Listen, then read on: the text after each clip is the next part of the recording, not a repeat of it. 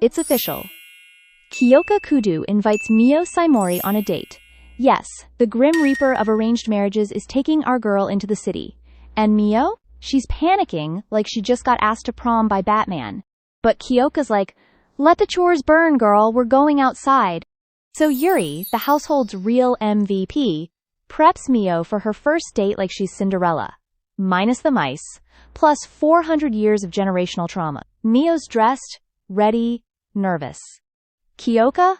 Already in serious businessman with a tragic backstory mode.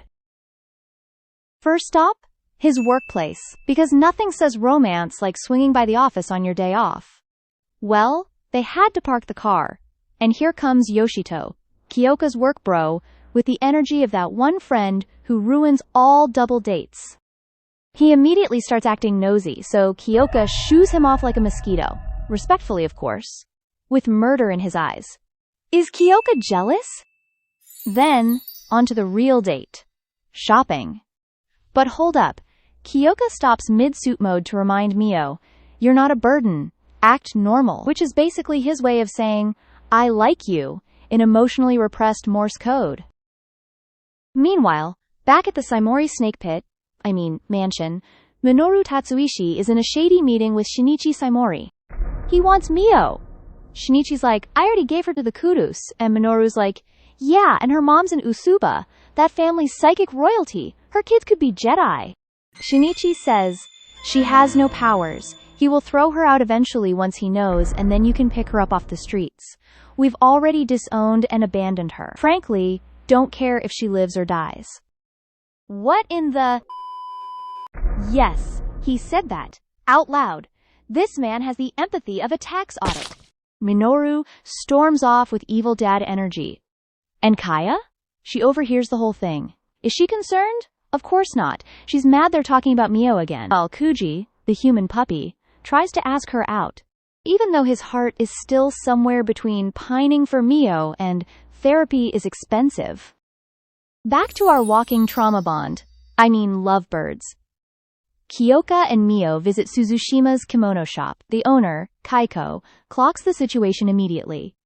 Hot captain plus anxious waifu equals tea-worthy. She pulls Kiyoka aside, teasing him about finally bringing a girl. While he's distracted by social embarrassment, he remembers what Yuri told him.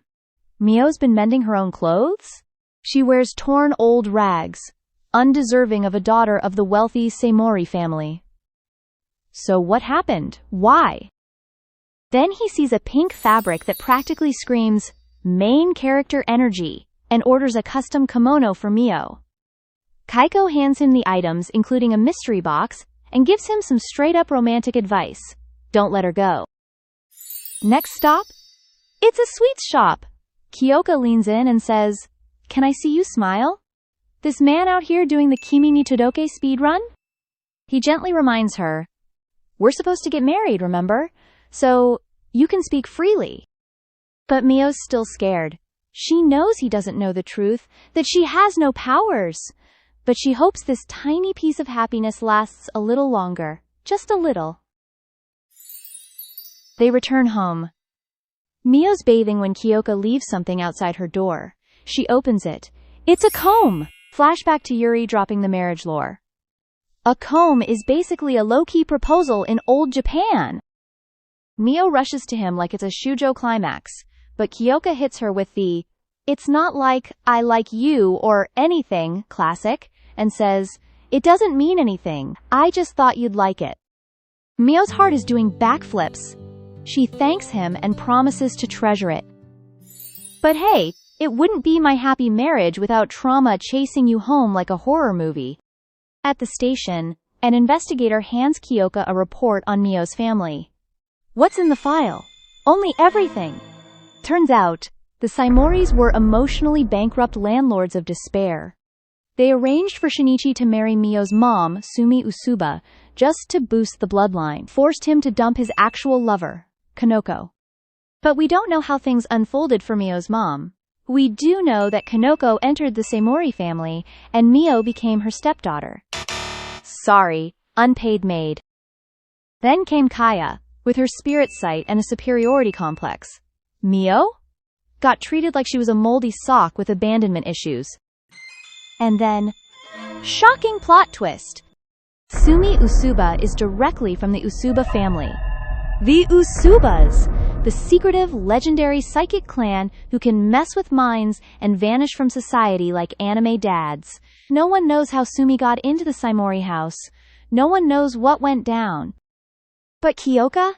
He's now processing that his maybe fiancée is the daughter of a hidden mind-bending dynasty. And her trauma isn't just family drama.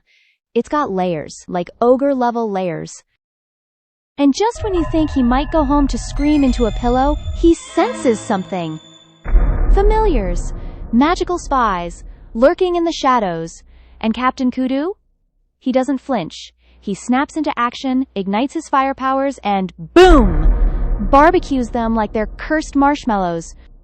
Someone out there is watching him. And it looks like this story of love, trauma, and supernatural conspiracy is just heating up. But don't worry, we are going to ride this emotional roller coaster till the wheels fall off. See ya in episode 4.